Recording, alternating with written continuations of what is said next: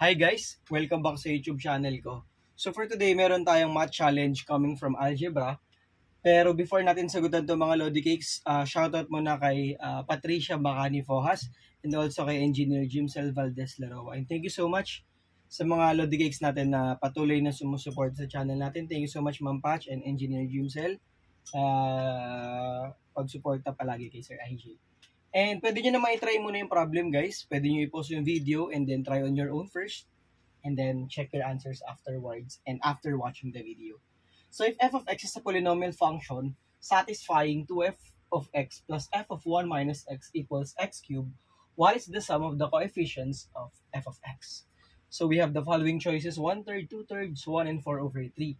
So as we notice guys, so yung una nating point of analysis here is saan ba equal yung sum nung f of x plus f of 2f of x plus f of 1 minus x, that is x cubed. So ibig sabihin, without loss of generalization, so we can let f of x be a cubic function in which we can rewrite it as f of x equals ax cubed plus bx squared plus cx plus d. Sir IG, bakit ulit naging ganyan?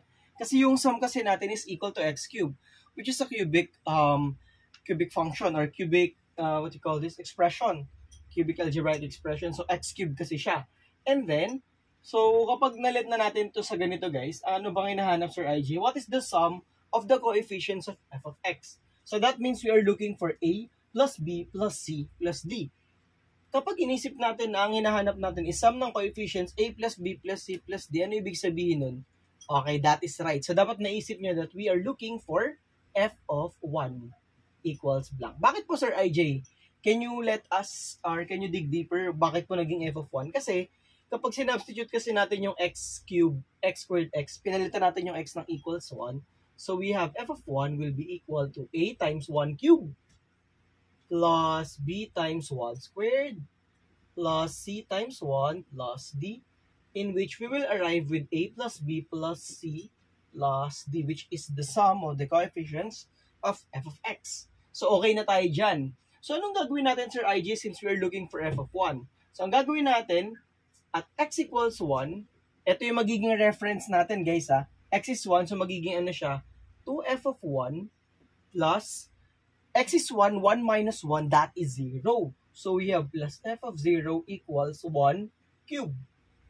How about the other one, Sir IJ? At x equals 0. Kasi mapapansin nyo guys, ito naging 0. So kumbaga ang gagamitin natin will be 1 and 0, and then this will become linear. Bareha silang linear. Kumbaga isosolve lang natin yung value ng f of 1 at the same time ng f of 0. And we are looking for f of 1, which is yung hinahanap natin. So anong mangyayari dyan Sir IJ? So at x equals 0, so we have 2f of 0 plus f of, if x is 0, 1 minus 0, so that is equal to 1, equals 0 cubed.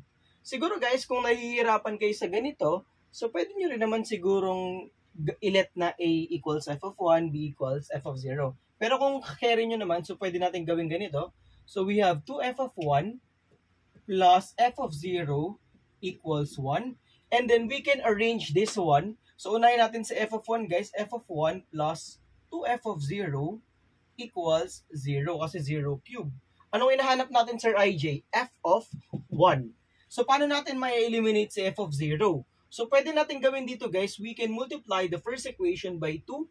So we have 2 times 2, so that is 4f of 1 plus 2 times 1, that's 2f of 0 equals 2 times 1, that's 2. And then to eliminate f of 0, so we will just subtract. Pataas na lang. So 2 minus 2, it will cancel out. 4 minus 1, that's 3f of 1 equals 2 minus 0, that's 2. So we have f of 1 equals 2/3, which is our final answer. Letter B. I hope you get the correct answer guys for this math challenge. And if ever meron kayong questions or concerns regarding the process, so feel free to comment sa comment section. And maraming salamat sa mga patuloy na sumusuporta sa channel ni Sir IJ. And I hope you all the best mga Lodi Cakes. Kita-kits. Bye-bye and thank you.